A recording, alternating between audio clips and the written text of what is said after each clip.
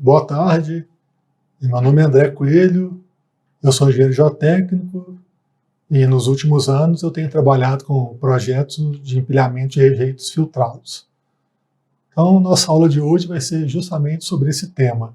Serão aspectos geotécnicos conceituais, de pilhas de rejeitos filtrados, e nós vamos estudar uma metodologia para estudo de alternativas de uma pilha de rejeitos filtrados, que é a primeira fase de um projeto dessa natureza. Então, nessa aula nós vamos ter 4 principais tópicos, que seria a introdução, do assunto, os fatores para a seleção do melhor local de implantação dessas estruturas, o estudo de alternativas propriamente dito, e a metodologia, no caso a metodologia MAA, para a definição da melhor alternativa.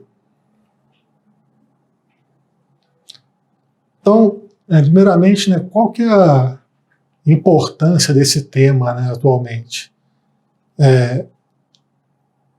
Antes de tudo, principalmente no Brasil, depois dos últimos eventos de ruptura de barragens, se torna muito difícil utilizar esse tipo de metodologia para a disposição de rejeitos filtrados.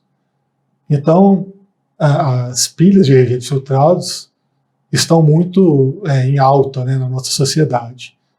Não era uma estrutura que a gente utilizava, eu vou explicar mais à frente por quê, mas é um assunto muito em voga atualmente. Então, nessa aula, nós vamos estudar os subsídios para o estudo alternativo de uma pilhas, então como a gente define o melhor local para a implantação destas estruturas, e uma metodologia quantitativa e qualitativa para a definição de uma melhor alternativa, para a gente não ficar apenas na subjetividade dessa escolha.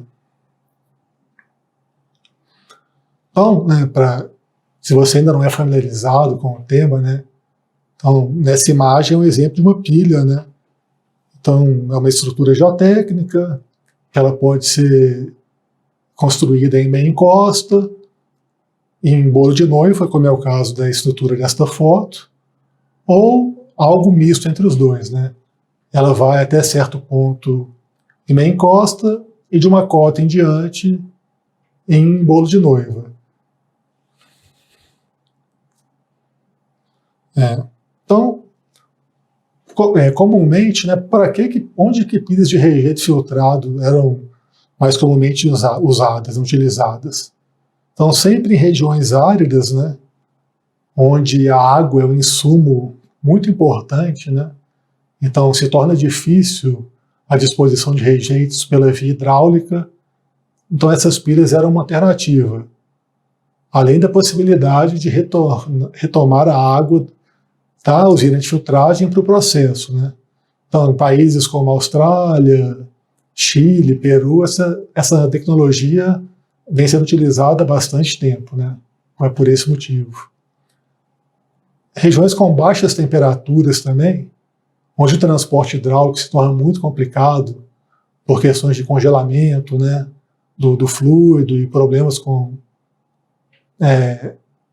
via hidráulica para esse transporte, essa metodologia também fazia bastante sentido, Regiões com altas sismicidades, então, novamente, os nossos países vizinhos aqui, como Peru e Chile, são um caso típico disso, onde estruturas hidráulicas, principalmente as barragens que eram construídas pelo método de loteamento a montante, se torna um risco a mais para o projeto. Então, essas estruturas construídas mecanicamente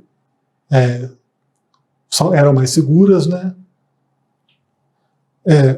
No nosso caso, que é um país, uma região que chove muito, altas precipitações, as pilhas de rejeito filtrado, elas se tornam uma opção em relação às barragens para a disposição de rejeitos. Já era o licenciamento de uma barragem já não era uma tarefa fácil, e tem se tornado uma tarefa ainda mais difícil, né, depois desses últimos eventos. Então se tornou uma opção para a disposição de rejeitos, principalmente em minas que têm uma larga escala de produção, de geração de rejeitos. E ela também era muito utilizada em regiões planas, onde você não tinha um relevo propício para a implantação de uma barragem. Então, é uma outra situação que essas pilhas se tornavam vantajosas. No caso do quadrilátero ferrífero, né, que é a região onde eu me situo no Brasil, o grande motivo da utilização dessas pilhas é serem uma alternativa em relação às barragens de exposição de rejeitos. Quais são as grandes vantagens, né, da utilização desse tipo de estrutura? Primeiro, é que com a economia da água que está sendo retirada dos rejeitos pelo processo de filtragem e a possibilidade de retomada dessa água para o processo de beneficiamento, você tem um insumo que você gastaria com aquisição de água nova, né, ou necessidade de construção de barragens para acumulação de água. Então você está retornando com essa água para o processo, isso é um grande benefício. Essas estruturas têm um custo mais baixo de descomissionamento em relação à barragem, pelo fato principal de não ter um reservatório, né? Então se torna muito mais fácil, é muito similar ao descomissionamento de uma pilha de estéreo, e é uma estrutura com menor risco. E lembrando qual que é a definição de risco, né? Que é a probabilidade de ocorrência de um evento multiplicado pelo dano potencial desse evento. Então, como você tem uma estrutura construída de forma mecânica, no caso de uma ruptura hipotética, né, ou uma ruptura dessa estrutura, a mancha de inundação é bem inferior a de uma barragem. Então, o dano potencial é menor em relação à barragem. Por isso, o risco se torna inferior a de uma barragem, né? Não porque a probabilidade de ocorrência de eventos não exista, né? Mas sim pelo dano potencial. Então, nesse slide, nós temos alguns projetos, né, alguns arranjos geométricos típicos de pilhas de disposição de rejeitos. Então, esse primeiro é uma pilha construída no interior de um vale. É muito similar a uma barragem, você preenche o vale do pé até a crista da pilha, com a disposição de rejeitos, porém de forma mecânica e não hidráulica. Essa segunda é uma pilha, né, construída na seção de um vale, né, parecida com a primeira, porém eu não preencho todo o interior do vale. Esse terceiro exemplo é uma pilha construída numa meia encosta. Então, assim, à medida que o terreno vai se elevando, a pilha vai acompanhando essa elevação, sempre sendo confinada pelo terreno natural. Esse quarto exemplo é uma pilha construída num divisor topográfico. Então, é uma pilha que a saia da pilha procura o fundo do vale, mas a crista da pilha está no mesmo alinhamento do divisor topográfico. E, por fim, né, um exemplo de um bolo de noiva. Esse aqui é um exemplo de uma área plana, mas pode ser continuidade da formação dessa pilha a partir da elevação que ela não passa a ser confinada pelo terreno natural. Isso aqui é muito comum no quadrilátero ferrífero, por exemplo. Você começa com uma pilha que vai sendo confinada pela encosta e continua com esse tipo de arranjo em bolo de noiva.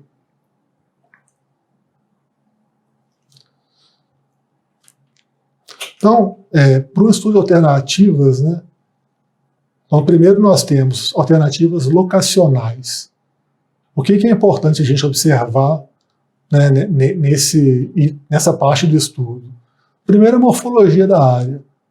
É uma área muito acidentada, que tem muitos talvegues, ou é uma área mais plana, que permite que apenas um bolo de noivo.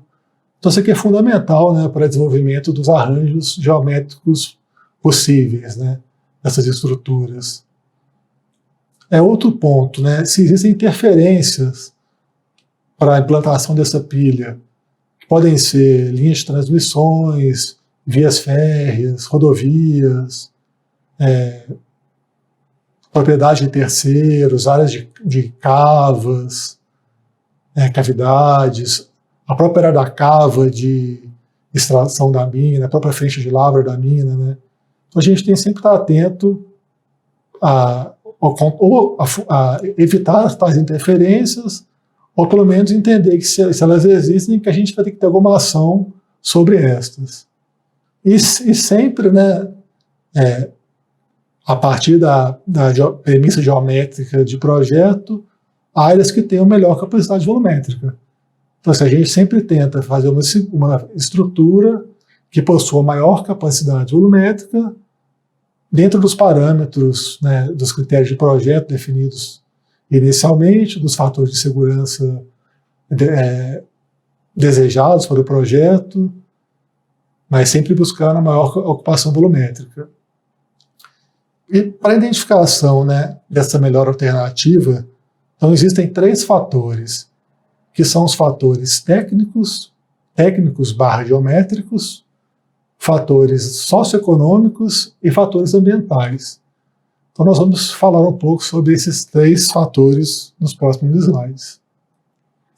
Então, em relação à morfologia da área, topografias mais suaves, né, eles tendem a ser mais favoráveis para a implantação de uma pilha do que topografias muito acidentadas.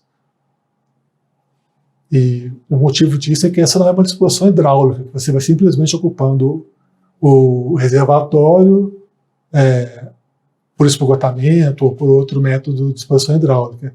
Você tem que ter acesso, né, a toda a área do terreno, com equipamento de transporte, equipamento de espalhamento, muitas vezes equipamento de compactação. Então, topografias muito acidentadas dificultam esse tipo de prática operacional. Nesse item de geomorfologia, a gente tem que verificar adversidades geomorfológicas da área, como processos erosivos, cicatrizes de escorregamento, movimentos de massa que tenham ocorrido no passado, presença de um depósito de talos é um exemplo disso, é uma área que a gente deve evitar, presença muito grande de solos coluvionais e aluvionais. Então, essas adversidades geomorfológicas são muito importantes para a definição de um melhor lugar para um estudo alternativo. Interferências, né, como eu já citei anteriormente, então podem ser acessos, estradas, rodovias ou linhas férreas, linhas de transmissão. Isso é muito comum, né, a gente encontrar esse tipo de interferência para essas estruturas. Cavidades, cavernas, cursos d'água, a gente tem uma limitação, né, ambiental dessas estruturas estarem a pelo menos 150 metros, né, de cursos d'água. Se existe alguma licença ambiental da área, ou se é preciso uma nova licença, né, esse é um ponto muito importante. Se eu tenho uma área já licenciada, faz muito sentido eu fazer meu arranjo naquela área, né? Você já elimina uma etapa para o empreendedor. Unidades de conservação, isso a gente tem que sempre evitar. Presença de instalações industriais, unidades residenciais, unidades de terceiros, isso é um ponto muito importante nesse tipo de estudo. Se eu tenho uma área que já pertence ao empreendedor, eu sempre vou preferir implantar minhas estruturas nessa área para evitar um investimento inicial de aquisição de novas áreas. Então, isso aqui é um exemplo, né, de um estudo alternativo. São 3 alternativas, com volumes diversos, arranjos um pouco diversos também, e nós vamos fazer um estudo alternativo dessas 3 alternativas previamente arranjadas geometricamente. Então, o primeiro ponto seriam os aspectos técnicos. Acho que o primeiro aspecto, né, e muitas vezes isso é um definidor até para esse tipo de solução, né, de empilhamento de rejeitos filtrados, é a necessidade de implantação da planta de filtragem, né, da usina de filtragem. Isso não é um custo barato, né? Então o empreendedor tem que ter em mente no seu investimento inicial se ele se propõe, né, a implantar uma planta de filtragem ou não, né, se ele prefere ir para metodologias de disposição convencionais e ter uma maior morosidade nos processos ambientais. O volume total de disposição, né, esse volume eu defino sempre pela taxa de geração de rejeitos da usina e pelo tempo que eu pretendo operar aquela estrutura. A área impactada pela estrutura, então quanto maior a área impactada, mais desvantajosa é a alternativa, tanto em relação a custos de tratamento de fundação, implantação de drenagem interna, mas principalmente ao impacto ambiental dessa estrutura. Assim, quanto menor, né, minha área impactada, ambientalmente é uma alternativa mais vantajosa. A altura da estrutura, assim, quanto menor a estrutura para um mesmo volume desejável, mais vantajosa é a estrutura também. Porque a gente trabalha no universo conhecido da geotecnia, você tem um menor impacto visual da estrutura, você trabalha com tensões menores em relação à estrutura. Então, quanto menor, mais vantajosa. Um controle de compactação, se é necessário compactar toda a estrutura, ou se é possível compactar apenas parte da estrutura, isso tem que ser levado em conta, porque é um custo, né, que numa barragem de rejeitos a gente não tem esse custo de compactação. Em relação à área impactada, então tem uma conta que eu sempre gosto de fazer, que é uma relação do volume de disposição pela área impactada, né? Essa razão. Então isso é muito importante. Quanto maior esse número, mais vantajosa é a alternativa. Então se eu consigo numa área de mesmo tamanho, né, ter um maior volume de disposição, isso é muito vantajoso. Complexidade de implantação do sistema de drenagem interna.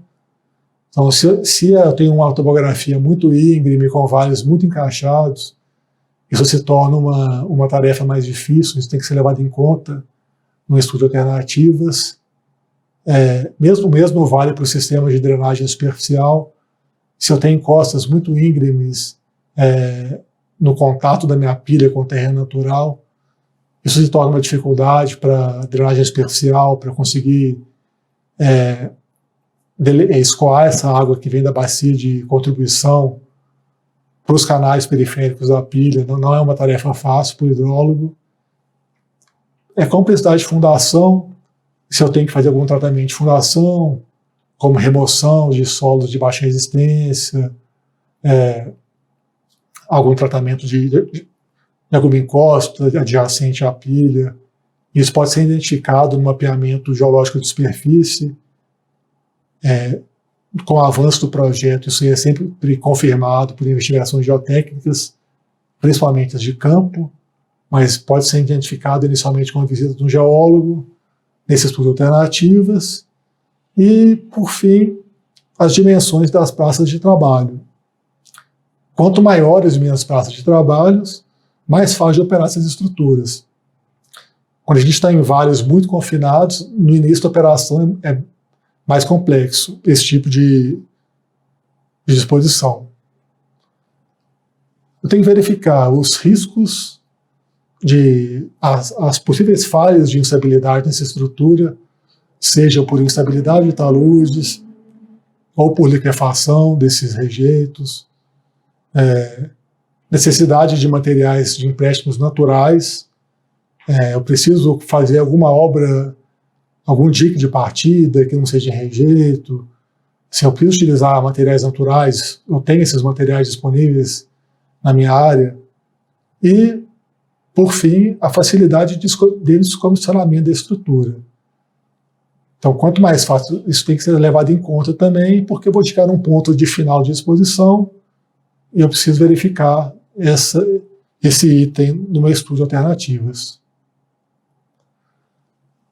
Em relação aos aspectos socioeconômicos, né? Então, o primeiro aspecto é o investimento de capital inicial. Então, um ponto que pode ser comparado entre uma alternativa e outra é o de aquisição de propriedades, a tratamento de fundação, a complexidade do tratamento de fundação, a complexidade do tratamento de drenagem interna. Então, são pontos que geralmente fazem parte do CAPEX inicial das estruturas e não do OPEX delas, e devem ser levados em conta nessa definição. Custos operacionais ao longo da vida útil da estrutura. Então, se é uma estrutura de alto custo, médio ou baixo custo operacional. E, no caso de um estudo de ruptura hipotética, qual é a área impactada, né, dessa estrutura? Eu tenho unidades industriais próximas à estrutura, unidades residenciais, sítios, fazendas. Então, isso tem que ser levado em conta nesse estudo de alternativas também. Então, por fim, nos aspectos ambientais, então devo verificar, primeiramente, o percentual da estrutura dentro de uma área já licenciada ambientalmente. Esse é um ponto muito vantajoso a ser observado, caso exista no projeto. O controle de emissão de poeira. Então, eu tenho que entender o tipo de rejeito que eu estou dispondo, se é um rejeito mais arenoso ou mais argiloso. Então, quanto mais arenoso o rejeito, maior a emissão de poeira. E isso é um problema que deve ser levado em conta, principalmente se eu tiver alguma comunidade próxima à minha estrutura. O impacto visual da estrutura. Então, novamente, né, quanto maior a altura da estrutura, maior o impacto visual. Então, quanto maior a altura, mais vantajosa a alternativa. A área de limpeza e desmatamento necessária. Isso é um impacto ambiental, além de ser um impacto socioeconômico, né, pelo custo de CAPEX inicial. E, por fim, a área impactada, no caso de uma ruptura hipotética, que é um grande impacto ambiental que deve ser levado em conta. Então, quanto menor essa área, mais vantajosa a alternativa. Então, nós terminamos esse bloco agora e na próxima aula a gente vai entender uma metodologia analítica para a definição de uma melhor alternativa, que é a metodologia MAA. Espero você lá.